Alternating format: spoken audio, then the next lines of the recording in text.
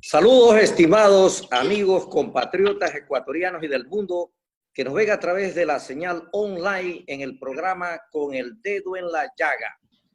Aquí en esta programación nos acompañan nuestros compañeros Nino Centenaro, quien está desde Milagro, la ciudad más dulce del Ecuador, y Raúl Mora, quien está desde Miami, los Estados Unidos. Para esta programación tenemos como invitado especial al doctor Gustavo Larrea, un eminente político ecuatoriano, quien ha ocupado grandes cargos en la administración pública y es el líder fundador, el líder máximo del partido político Democracia Sí. Antes de darle el paso al doctor Gustavo Larrea, quiero aprovechar también para hacerle la siguiente pregunta al doctor. Estamos atravesando tiempos de coronavirus y la política no ha sido exenta de esta pandemia. Doctor Larrea, ¿cómo se está preparando su partido político para enfrentar la campaña que se avecina en tiempos de coronavirus? Adelante, mi doctor. Muchísimas gracias, Julio. Un gusto compartir esta entrevista con ustedes. Nuestra organización, más que prepararse para la campaña electoral, lo que hizo es apoyar solidariamente a la gente que requería el apoyo solidario. Hay ecuatorianos que pueden aportar porque tienen recursos, muchos, pocos, pero tienen. Pero hay ecuatorianos, familias ecuatorianas, que no tienen absolutamente nada. Y que, dado que el país se paralizó, no podían ganarse el pan diariamente y es necesario el apoyo a esas familias. Nuestra organización orientó su esfuerzo a eso en los meses de marzo, abril, mayo. Incluso le dijimos al Consejo Nacional Electoral, frente a esta situación, lo que habría que hacer es postergar las fechas de elecciones, aunque no se postergue el cambio de mando, pero sí las fechas de elecciones y que la elección sea a finales de marzo la primera vuelta y a finales de abril la segunda. Sin embargo, el CNE mantuvo el calendario electoral lamentablemente, porque creemos que lo fundamental ahora es salvar vidas. Y ahora reactivar la economía, reactivar la producción, reactivar el empleo. Y en este sentido, nuestra organización privilegió esa acción. Sin embargo, estamos conscientes que en el transcurso de los próximos meses tenemos que definir candidaturas. El CNE ha puesto como plazo el mes de agosto. Y en agosto nosotros, desde luego, vamos a diría yo, resolver las candidaturas para asambleístas en todas las provincias del país, en Estados Unidos y en Canadá, en Europa, en América Latina, y presentaremos listas para asambleístas y candidatos a la presidencia y vicepresidencia de la República. Frente a la crisis del país, a la crisis sanitaria, social, económica y ética que vive la nación, creemos que es el momento de constituir un frente de salvación nacional, un frente en el que se agrupen la gente no vinculada a la corrupción, ni a la anterior, ni a la actual, ni a la de mucho antes, digamos, por decir algo. Es decir, gente honesta que la hay y que es la mayoría de los ecuatorianos, que entiende que la política no puede ni debe ser un acto de piratería para llegar a un puesto público y llevarse los recursos del pueblo. Había un programa de Polito Vaquerizo que se llamaba Haga negocio conmigo, que decía, lleva lo que puedes, aquí es, roba lo que puedes. Es decir, esto es intolerable, inaguantable, injustificable, indigna, y hace que la juventud se aparte de la política porque la política se ha vuelto sucia, se ha vuelto la escalera para robar los recursos públicos, cuando debería ser un gesto y una acción de honestidad, de servicio a la comunidad, de entrega, se ha convertido en todo lo contrario. En ese sentido, Julio, creo que el país merece construir un frente de salvación nacional con la integración de los ecuatorianas y ecuatorianos honestos, con causas justas, y creo que hay causas por las que pelear. Resolver el tema de la corrupción, llevarle al país al desarrollo económico y a la erradicación de la pobreza y la exclusión social, son tareas que no las ha podido hacer el país a lo largo de la historia y que nos compete impulsarlas ahora. Bien, doctor Larrea, gracias por esa explicación. A continuación, nuestro compañero Nino Centenaro le tiene la siguiente pregunta. Adelante, Nino.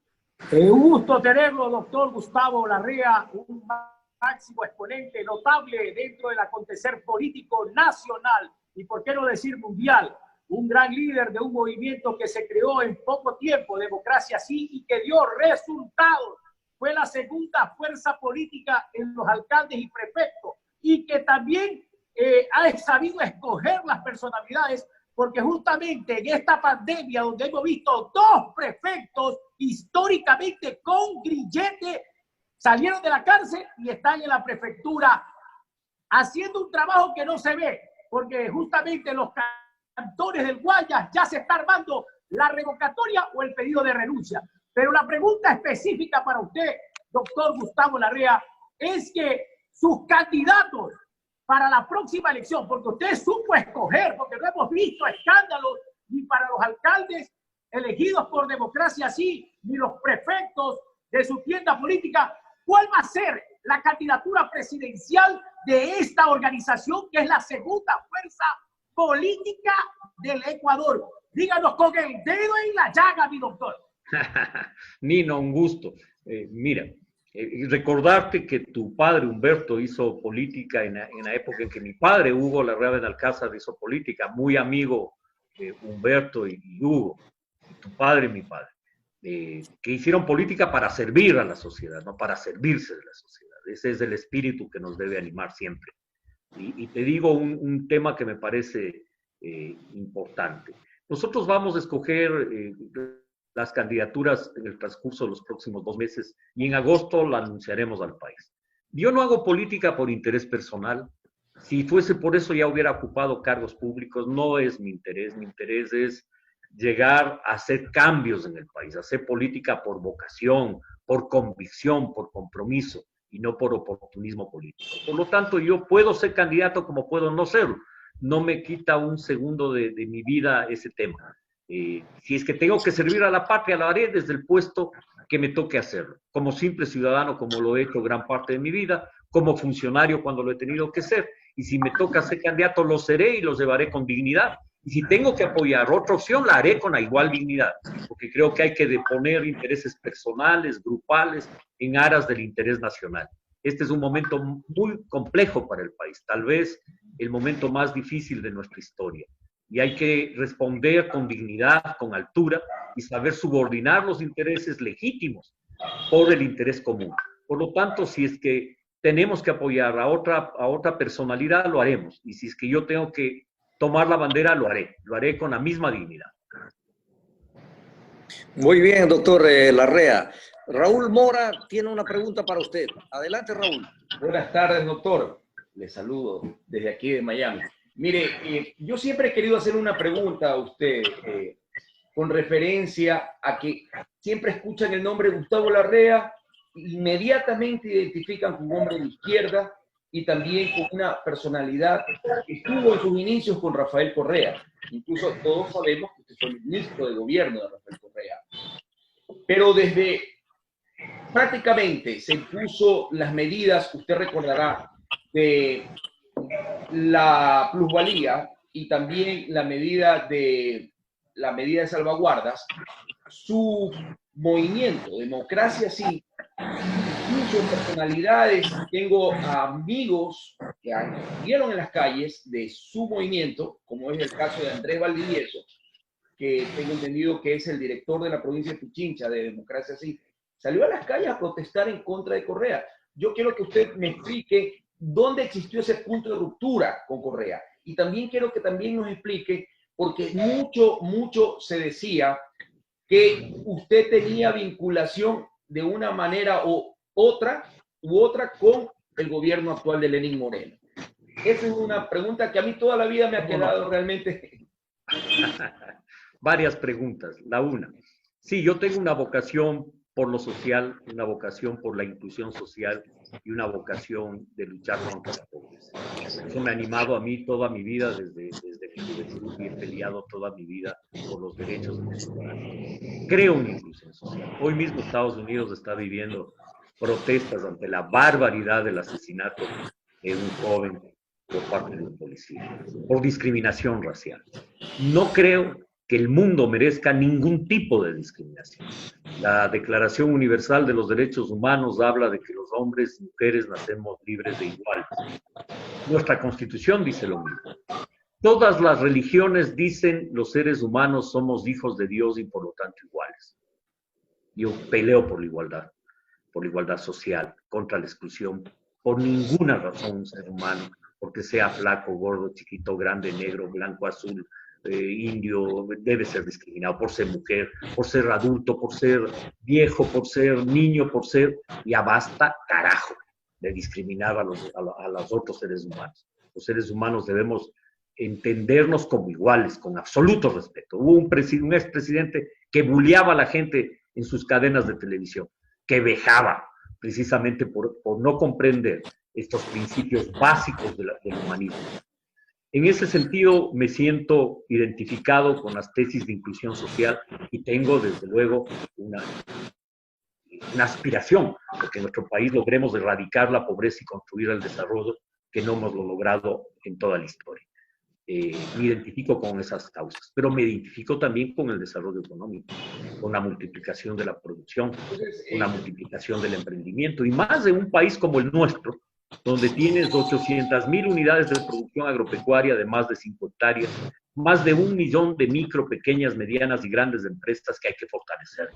El objetivo es crear una sociedad de productores y propietarios, y no una sociedad de pobres.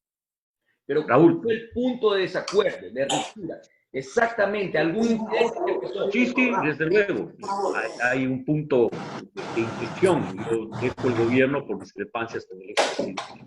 Cuando él creía que acelerar los cambios en el país implicaba acumular poder, desconocer la independencia de las funciones del Estado, perseguir a quienes discrepaban, y yo me separé del gobierno por esas razones, y impulsé, cuando le quiso meter la mano a la justicia en esa consulta popular del año 2011, yo encabecé la campaña por el no, y le pusimos, dile no. Realmente, esta vez no fue la campaña, ya me acuerdo claramente, ¿no? Precisamente porque creo en la independencia de las funciones del Estado, creo en el pleno respeto a los derechos de los ciudadanos, y creo que el autoritarismo, la violación de derechos y la corrupción que vivió el país, los hombres de bien no debíamos haber participado en eso, y por eso yo me retiré. Yo no vendí mi alma al diablo, ni la venderé jamás. Oiga, Gustavo, ¿y qué hay de cierto de que usted estaba vinculado indirectamente con el gobierno de Moreno? A ver, cuando el presidente Moreno gana las elecciones, yo quiero recordarles que yo en la campaña del 2017 apoyé al general Paco Moncayo en la primera vuelta, porque no sentía seguridad de que el presidente Moreno, el candidato, vaya a tener la actitud que tuvo. En la segunda vuelta ya ganó las elecciones, empezó su gobierno, y desde luego, desde el día de la posición del mando, evidentemente él se distanció del gobierno en su propia intervención. Por lo tanto, me pareció importante plantear la necesidad de una consulta popular para que se elimine la reelección indefinida, para que no exista minería en fuentes de agua, parques nacionales y áreas de reserva, para que el Consejo de Participación Ciudadana, que controlaba todos los poderes del Estado y que era puesto a dedo por Correa, tengamos un Consejo digno de transición, y se elimine el Consejo. Lamentablemente, esa parte de la eliminación del Consejo no hubo acuerdo y no se incorporó en la consulta por parte del presidente Moreno. Nos confiamos que iban a hacer algo bueno. Y en esa línea, pues, coincidimos en la consulta. Yo recorrí las 24 provincias del país, visité cantón por cantón esos meses, me puse la campaña al hombro, peleé calle por calle, me acuerdo que en varias provincias... Con el monstruo verde. 7 veces con el ex presidente que, como acostumbra él, a insultar, a gritar, a calumniar, yo siempre he mantenido y mantendré respeto por mis adversarios.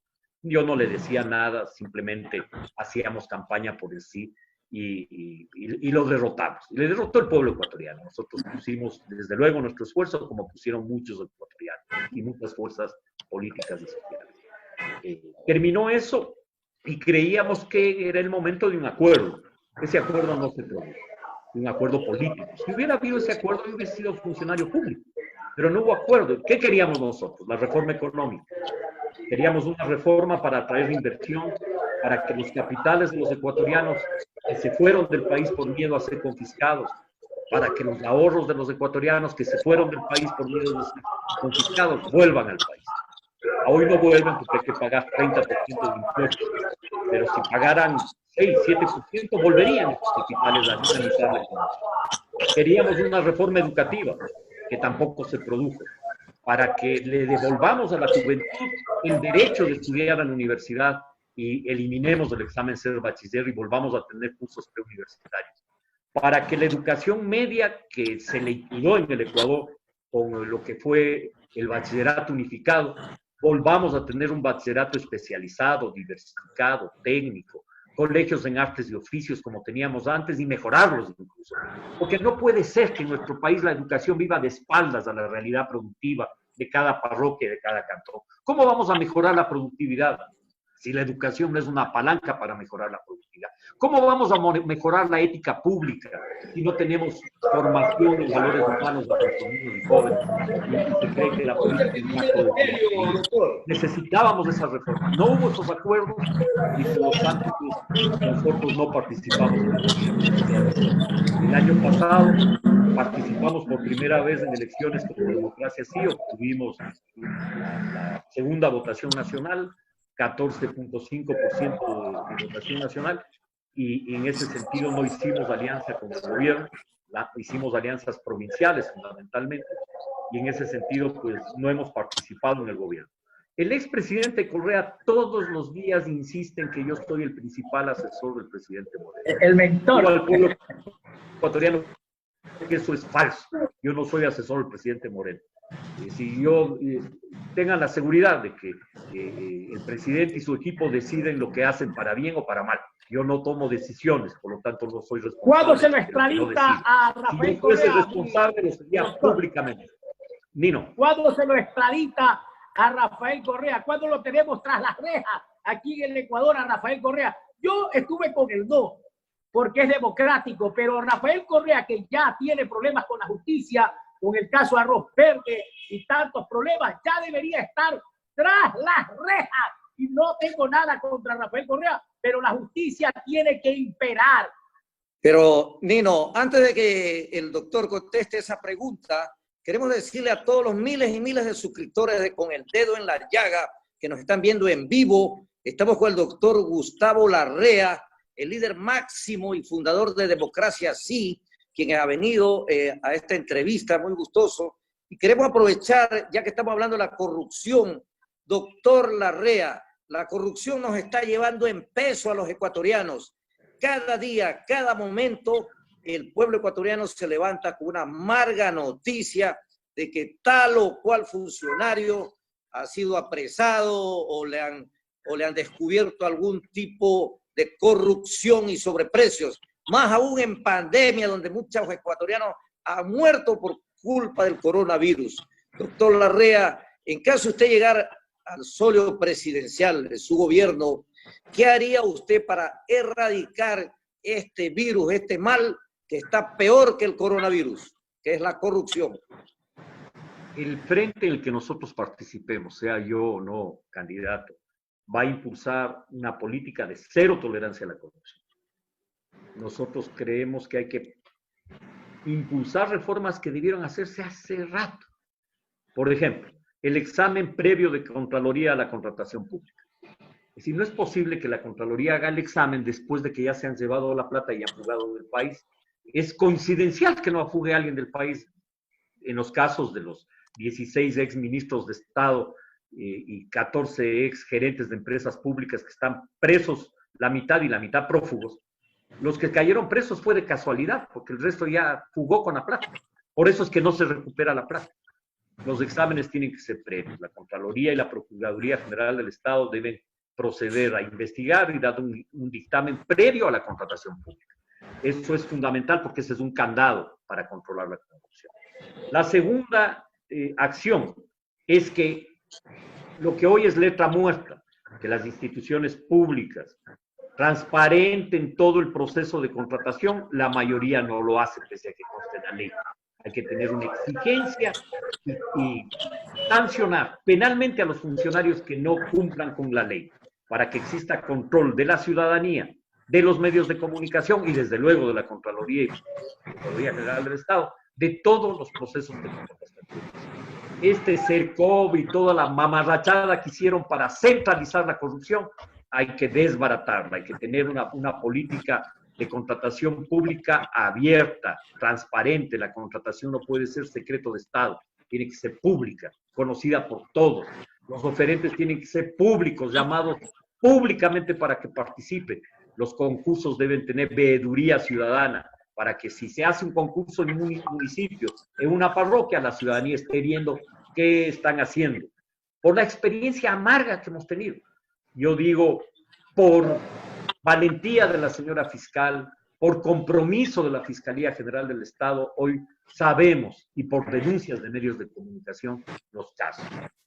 Pero antes ni siquiera se podía saber, porque eran calladitos, y si alguien denunciaba a algún funcionario público, le hacían fiesta y agasajo al funcionario denunciado.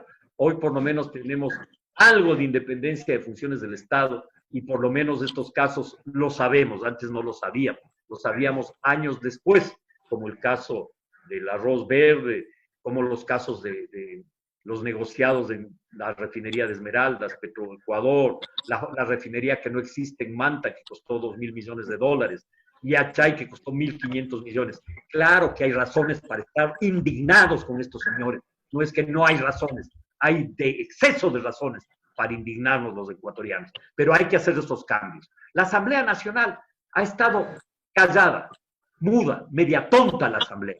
Debió haber aprobado estas leyes que están de ley en la Asamblea. No ahora. Están desde hace 2 años y medio sus proyectos de ley. Ahí hay complicidad de los asambleístas y de los politiqueros del Ecuador que socapan la corrupción. Bien, doctor. Adelante, Nino Ceteraro, que tiene la siguiente pregunta.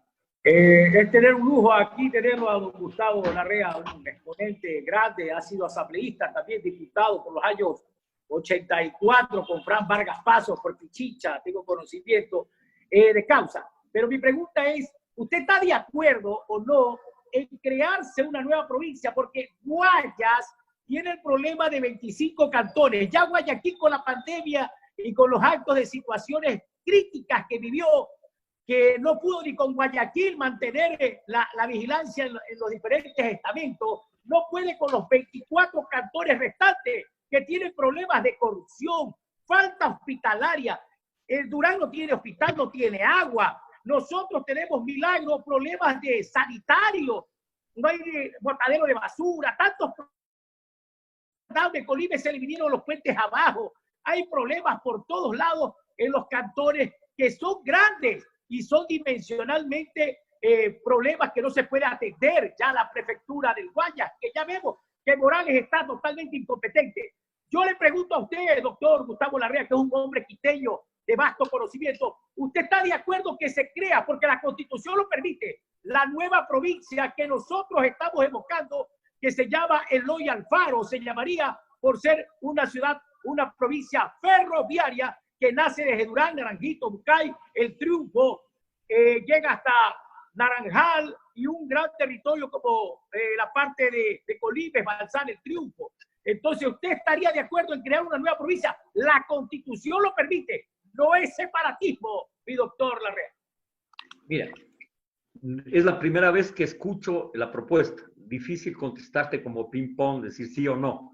Creo que hay que estudiarlo. Pero me parece interesante. Ya vivimos el ejemplo de Santo Domingo de los Sáchilas en Pichincha. En Pichincha no hubo problema en que Santo Domingo se haga provincia. No es que en Quito hubo oposición a eso, no. Es decir, porque era evidente que lo que hoy es la provincia de Santo Domingo, el cantón en ese tiempo, no tenía la atención que tenía Quito. Y la provincialización fue un impulso para ese cantón, hoy provincia. Lo mismo pasó con Santa Elena.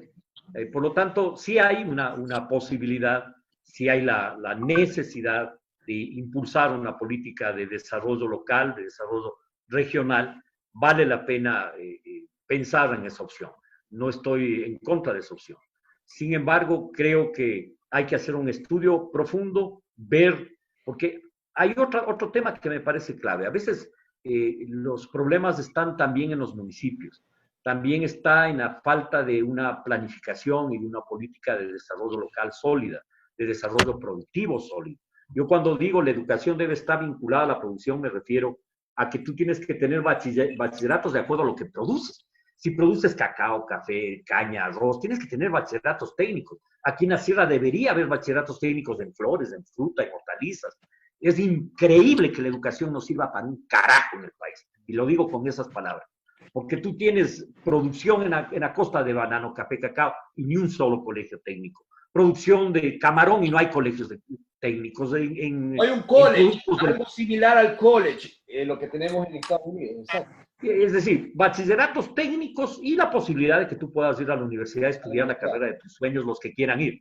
Pero no frustrarle a la juventud que no puede, termina el bachillerato y no tiene el aprendizaje para integrarse a la vida laboral o a impulsar un emprendimiento y no puede entrar a la universidad, y esas familias, más de 1 millón de familias ecuatorianas desesperadas, sin futuro. La educación tiene que estar vinculada a la producción. La riqueza de nuestro país, Raúl y Nino y Julio, está en lo que es nuestro país, no en lo que no es. Está en nuestra gente, en nuestros microclimas. Esa es nuestra riqueza. Nuestros tatarabuelos, abuelos, abuelas nos señalaron el camino, y el camino es agricultura, el camino es agroindustria. El camino no es la sociedad del conocimiento, porque nosotros en eso, Asia, Europa, Norteamérica nos llevan mucha ventaja. Pero, ¿qué es lo nuestro? Nosotros somos el país del cacao, del tomate, de la papa, del maíz. Aquí en esta tierra nacieron esos productos. Y no hemos sido capaces de industrializar. Esas son tareas pendientes. La educación es un motor del desarrollo. Porque a veces hay gente que dice, no, la solución de este país es que encontremos oro. El oro de Atahualpa, eso salva a la crisis. No. A la crisis la salvamos trabajando, produciendo en cada parroquia, en cada cantón. Y sudándola. Nuestra gente, ahí creamos riqueza, como nos enseñaron nuestros antepasados. Ahí está la riqueza de esta patria. El futuro desde nuestras raíces, no desde aventuras politiqueras trasnochadas. Bien, Raúl, tienes adelante con tu pregunta, Raúl. Mire, Gustavo, se habla mucho de que la gente se cansó ya de los políticos actuales, que piden algo nuevo. Y yo quiero darle con el dedo en la llaga porque se rumoriza de que Otto Sonnenhösner está ya prácticamente como precandidato por Democracia Sí a la presidencia. Pero yo en cambio le escucho a usted que está muy tomado e empoderado a dar soluciones, a presentar propuestas, como que yo veo a un Gustavo Larrea que quiere ser figura y líder de Democracia Sí para la presidencia. Yo quiero que usted le aclare eso al Ecuador, que se rumora mucho en estos días de que ya ha habido un acuerdo entre Otto Sonnenhösner para que sea el precandidato a la presidencia por Democracia Sí. No, eso no es verdad. No ha existido ningún acuerdo. Por lo tanto, no desmiento eso, eso no es verdad. Democracia Sí, como les dije, impulsará un frente de salvación nacional y habrá un candidato a la presidencia y una candidata a la vicepresidencia de ese frente, y esa resolución lo tomaremos en el mes de agosto. Por lo tanto, es adelantarnos a esas decisiones. Espero yo que esas decisiones sean además democráticas, consensuadas y lo dice con claridad. Si a mí me toca llevar la bandera, la llevaré. Y si tengo que apoyar a otro, lo haré. Es decir, aquí no hay un juego de vanidades de intereses personales. Yo soy vehemente, siempre lo fui. Nino recordaba cuando yo fui diputado el 92-94, cuando Sixto Durán fue presidente de la República, exactamente como el general Fran Vargas Pasos, que fui diputado por la provincia de Pichincha. Y claro, siempre he tenido, digamos, he sido apasionado en la defensa de posiciones, pero a la vez he sido sereno. Jamás he estado en la calumnia, ni creo que la política es el arte de desprestigiar a otro. Ahora, cuando los otros cometen delitos, no se trata de perseguirles por percepción política, sino que por perseguir delitos es que se llega a las masas que gobernaron este país. Correcto.